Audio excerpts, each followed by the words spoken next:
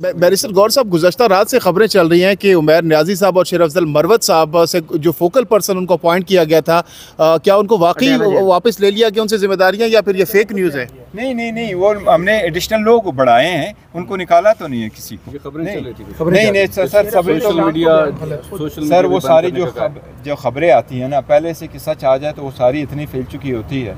मेरे पास भी वो खबर आई है, मैंने उसकी तरदीद भी की है, और तो वो नहीं है सर। उमैर साहब, ये भी कहा जा रहा है कि जो सोशल मीडिया टीम उन्होंने बनाई है शेर अफजल मरवत साहब ने, वो भी उनको कहा गया कि उसको खत्म किया जाए, ये भी सदाकत नहीं कोई ऐसी मीटिंग में कोई लड़ाई भी हुई है शेर अफजल मरवत और कभी लड़ाई नहीं हुई, नथिंग, नेवर। पिछले दिनों तो नहीं हुई, कोई लड़ाई नहीं हुई। देखो, अगर हम कोर कमेटी में, आपको मैं बताऊं, पीटीआई की कोर कमेटी वाहिद पार्टी है और वाहिद कोर कमेटी है जिसमें हर वॉक ऑफ लाइफ से लोग बैठे हैं और सारे लोग अपने राय का खुलकर इजहार करते हैं और हर एक दूसरे के बराबर समझ करके इजहार करते हैं। ना unlike the other political party जिसमें आप न पीपल्स पार्टी वाले में कुछ कह सकते हो, न नून वाले में कुछ कह सकते हो, न इवन फजलुर रहमान साहब वाली पार्टी में कुछ कह सकते हो। तो खुल करके बात करते हैं और जो पार्टी कंसेंसस से फैसला करती है उसी को हम इम्प्लीमेंट करते हैं, खान के मशवरे के साथ और उनके अप्रूवल के साथ।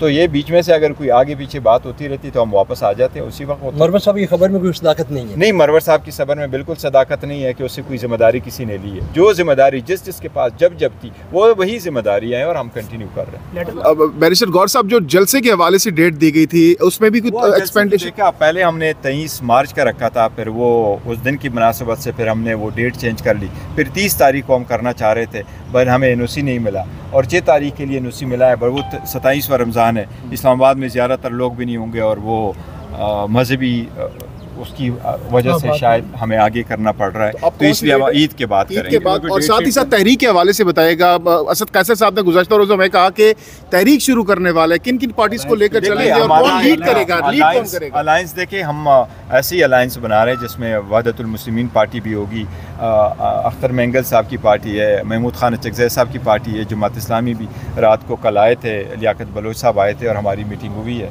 इनिशियल ड्राफ्ट सा बना है और हम सिर्फ़ और सिर्फ एक के लिए जा रहे हैं कि हमेशा के लिए इलेक्शन में धांधली ना हो और ये अवाम का मैंडेट है और अवाम के जिसको चाहे और पसंद करे और जिनको वोट दे दे उसमें इंटरफेरेंस किसी सूरत ना हो।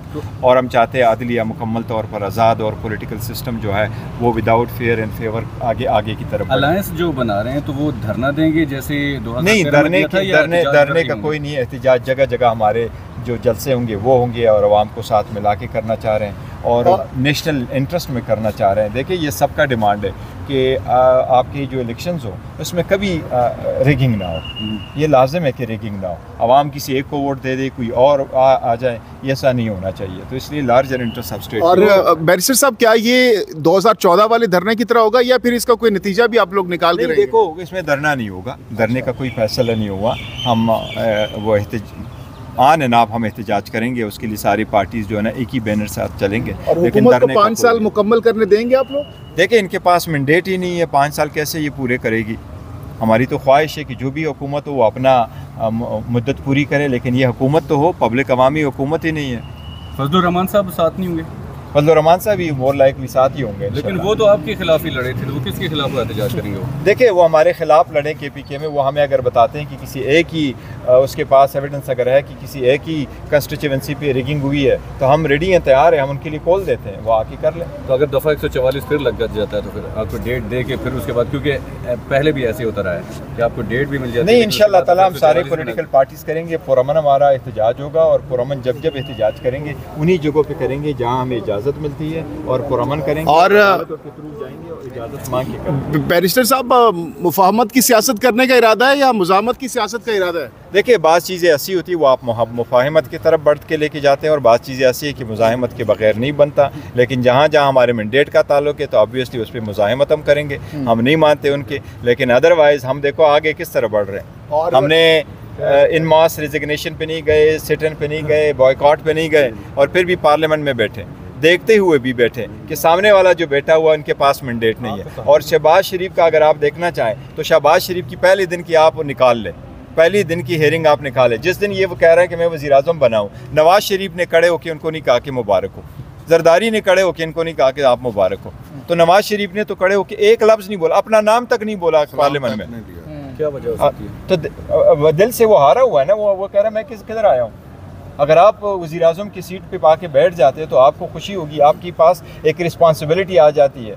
आप सबका कहते हैं, आप सबका शुक्रिया, आप सबको साथ मिला के चलूँगा और मैं मुल्क और कौम के लिए कुछ करूँगा, तो वो क्यों नहीं कह सका? अच्छा, पीपल्स पार्टी ने आपके अलाइज बनने की तरफ इशारा दिया। डिप्टी स्पीकर ने कहा कि अगर पीटीआई हमारी तरफ आती है तो हम सोचेंगे आपके साथ चलने के लिए।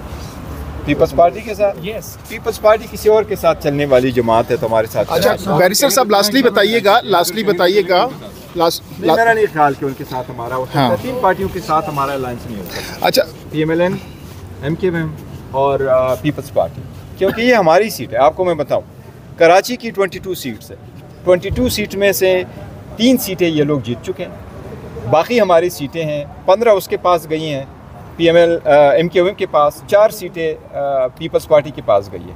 हैदराबाद की हमारी 2 सीटें MKM के पास गई हैं। तो ये तो हमारे पास E to Z लिखा हुआ है, मेरे पास उसके फॉर्म 45 मौजूद है। आपको एक दिन मैं दिखाता हूँ। मुस्तफ़ा कमाल से पूछा आप कितने वोट ले चुके हैं, वो तो 17,000 वोट ले चुका है। और बैरिस्टर साहब सिपरे किसी के साथ 0 मिला के, किसी के साथ 1 मिला के जिताएगा। बैरिस्टर साहब लास्टली बताइएगा, क्या प्रेडिक्ट करेंगे मौजूदा सूरत में, जिस तरीके से अदालतों से आपके हक में फैसले आ रहे हैं, खान साहब ईद घर में गुजारेंगे या फिर जेल में गुजारेंगे? अल्लाह करे इंशाल्लाह ताला घर में गुजारे, लेकिन देखो यही हम अदालत से यही दरख्वास्त किए जा रहे हैं कि जिस तरीके से 14 घंटे हेयरिंग हुई है और जज साहब जो है ना वो ऐसे उसने 14 घंटे हेयरिंग की है कि उसमें 3 मरतबा हॉस्पिटल भी गए थे, ब्लड प्रेशर की वजह से 3 मरतबा वो हॉस्पिटल भी गए थे। तो ऐसे ही जल्द से हमारा भी फैसले होने चाहिए और इंसाफ में देर नहीं होनी चाहिए। और जिस तरीके से केस हुए हैं वो सारे इलीगल थे। इंशाल्लाह ये बताइएगा कि पूरा पाकिस्तान जो है इमरान खान साहब के जो चाहने वाले वो उनके लिए दुआ तो करते हैं, लेकिन लगता क्या है कि जो हेयरिंग आप देख रहे हैं उनसे क्या लगता है? देखो, कानून की बालादस्ती पे यकीन करते, अदलिया पे हमें एतमाद है और उनका एहतराम भी करते और कानूनी के मुताबिक अपना ग्रीवेंस उनके सामने रखते हैं। अदलिया जब इनको देखेगी इंशाल्लाह ताला सारे केसेस खत्म। राना सनाउल्लाह कहते हैं कि इमरान खान के खिलाफ जो तोशा खाना है, साइफर है, ये इद्दत वाला केस है, इससे हमें डैमेजेस हुई है, ये केस नहीं होने चाहिए थी, ये गलती है। और वो ये भी कह रहे हैं कि अगर कोई मुझे गिरफ्तार करने के लिए आए तो मैं गिरफ्तारी के लिए भी तैयार हूँ। तो वो तो टक गए, वो बिल्कुल गिरफ्तारी दे। फुल कोर्ट भी बनने जा रहे हैं, तो बेहतर है, यही इसका हल था। जजेस की जुडिशरी का मसला है, जजेस ने लेटर लिखा है, उसने पॉइंट आउट किया है कि ये हमारे साथ इवेंट्स हुए हैं और उसके साथ साथ ये भी कहा है कि ये इंटरफेरेंस हो रही है। अदलिया में इंटरफेरेंस तो नहीं होनी चाहिए, अदलिया को विदाउट फेयर एंड फेवर फैसले करने चाहिए। आज़ाद मनश जज बैठे हो, आज़ाद मनश फैसले करे, इसका तहफ़्फ़ुज़ कराना सुप्रीम कोर्ट की आईनी ज़िम्मेदारी है और सुप्रीम कोर्ट इस आईनी ज़िम्मेदारी से हर सूरत नबरज़मा होगी, उनको करना चाहिए, ये इसके लिए लाजिम है। और ये बेहतर हुआ कि सुप्रीम कोर्ट ने सो मोटो ले लिया और जो भी डायरेक्शन पास करे